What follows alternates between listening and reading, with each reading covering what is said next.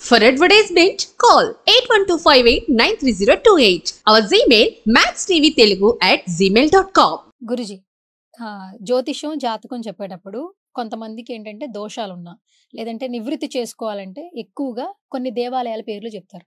మెయిన్గా ఈ మధ్య కాలంలో కామాఖ్య దేవాలయం అనే పేరు ఎక్కువగా వింటూ ఉన్నాం. ఫస్ట్ అసలు ఆ దేవాలయం యొక్క విశిష్టత ఏంటి?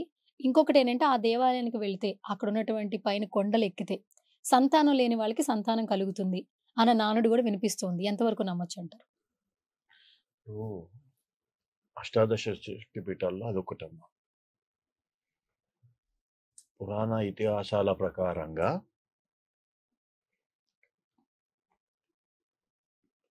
ఆ పార్వతిని అప్పుడు మొత్తం ముక్కలు చేసినప్పుడు ఆ యోని అనే ప్రదేశం అక్కడ పడింది అనే ఒక నానుడి. అక్కడే కాదు, చాలా దిక్కుల పడ్డది. విన్నావా? చాలా దిక్కుల ప్రదేశాలు కూడా అన్ని పవర్ఫుల్లే. జ్యోతిర్లింగాలు కావచ్చు, అష్టాదశ శక్తి పీఠాలు కావచ్చు. శక్తి పీఠాలు అంటేనే చాలా పవర్ఫుల్. అది ఈయన వల్ల ఫేమస్ అయింది తప్ప ఇప్పుడు ఫేమస్లకు వస్తుంది తప్ప. ఇప్పుడు శ్రీశైలం మల్లికార్జున స్వామి బ్రహ్మరాంబిక ఉంది, విన్నావా? అది శక్తిపీఠమే. విన్నావా? ఎన్ని శక్తిపీఠాలు లేవమ్మా? చాలా శక్తిపీఠాలు ఉన్నాయి కదా. ఎక్కడికి పోయినా మనస్ఫూర్తిగా ఎక్కడికి అది చేసినా యోగం ఉంటే మాత్రం ఖచ్చితంగా అక్కడికి పోతేనే పిల్లలు కలుగుతారంటే ఇవాళ రేపు పిల్లలు లేని వాళ్ళు చాలామంది ఉన్నారు. మరి ఆడికి పోతారు, అవుతుందా? కాదు. కానీ పూర్వజన్మ సుకృతం ఉండాలి ఒకటి. రెండోది ఏంటంటే యోగం ఉండాలి.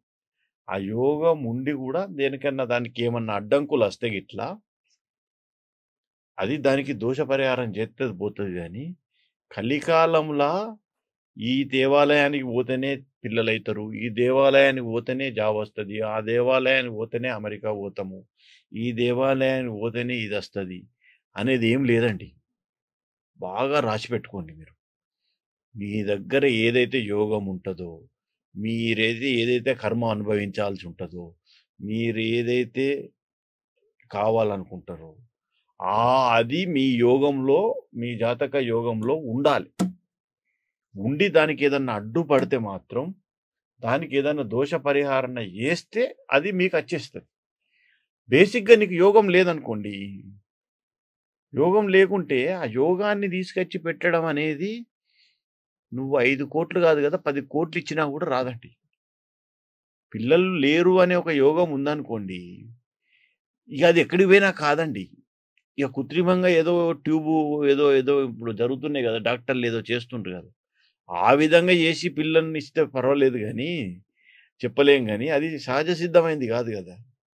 సహజ సిద్ధంగానైతే అది తప్పండి. అది ఓకే, యూనో తప్పది. ఒకప్పుడు నడిచేదమ్మా. ఇది కలియుగం.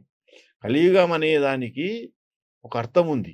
దేనికంటే కలిపురుషుడు దేవుళ్ళ దగ్గర ఒక మాట తీసుకుంటాడు, ఈ కాలంలో రావద్దని. ఇక తాంత్రిక పూజలు అంటారా, ఈ ఒక ఇక్కడనే కాదండి, ప్రతి కాడ చేస్తారు. ఈ శ్రీశైలంలో చేస్తారు. అమ్మవారు ఎక్కడైతే ఉంటారో ఎన్ని వేషాలు, దశమహావిద్యలని, అష్టమహావిద్యలని ఇట్లుంటాయి. ఈ 18 విద్యలు ఉంటాయి. ఈ 18 విద్యలు ఎక్కడైనా చేసేవాళ్ళు ఎక్కడైనా ఉన్నారు, లేరని కాదు, ఇక్కడ కానీ కాదు. కాకపోతే ఏంటంటే ఆయన అక్కడోళ్ళతో బాగా సత్సంబంధాలు పెట్టుకున్నాడు కాబట్టి చాలా మంది అక్కడికి వెళ్తారు, అంతే. యోగా ఉండాలి అని అన్నారు కదా ఇందాక మీరు మాట్లాడేటప్పుడు, అంటే జాతకం చూసేటప్పుడు వీళ్ళకి కొన్ని యోగాలు ఉంటాయి అంటారంట జ్యోతిష్కులు చెప్పేటప్పుడు. సంతానం అనేది కూడా ఒక యోగమే అంటారా? అవునండి, కంపల్సరీ.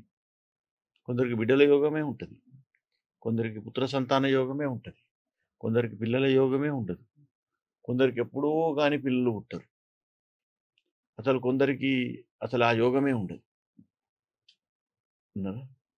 యోగం ఉండి కూడా కొన్ని అడ్డంకులు వస్తూ ఉంటాయి.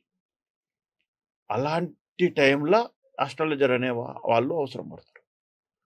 అలాంటి టైంలో ఆస్ట్రాలజర్ అనే వాళ్ళు అవసరం పడితే అప్పుడు ఏదన్నా చేస్తే ఆ అడ్డంకిని తొలగిస్తే సంతానం కలుగుతుంది. అలా మీరు టేకప్ చేసిన చాలా వరకు కేసెస్ లో అంటే 100% సక్సెస్ అయినాయా? సంతానం ఒకటే కాదండి, నేను ఏ కేసు అయినా సక్సెస్ అయ్యాను. 99% సక్సెస్.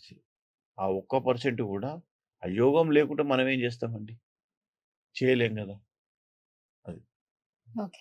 ఇప్పుడు ఒక జాతకం చూసేటప్పుడు యోగాలున్నాయని కూడా మీరు చూస్తారనమాట. అంతే కంపల్సరీ కదా! ఒకవేళ సంతానానికి సంబంధించిన ఏదైనా ఇష్యూస్ ఉండి మిమ్మల్ని అడిగినా కూడా అవి చూసి ఏం చేస్తే సంతానం కలుగుతుందని మీరు చెప్పగలరా?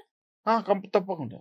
ఎట్లా మీకు చెప్తారు? మీ ప్రిడిక్షన్స్ ఎలా ఉంటాయి సంతానానికి సంబంధించి? అంటే వాళ్ళ జాతకాలు బట్టి వాళ్ళ ఉంటాయంటారా? జాతకాలు, భార్యాభర్తల జాతకాలు ఉంటాయి కదమ్మా! హ్మ్. హ్మ్. భార్యాభర్తల జాతకాలను మేము తీసుకొని మా పద్ధతిలో మేము చెక్ చేస్తాం. హ్మ్.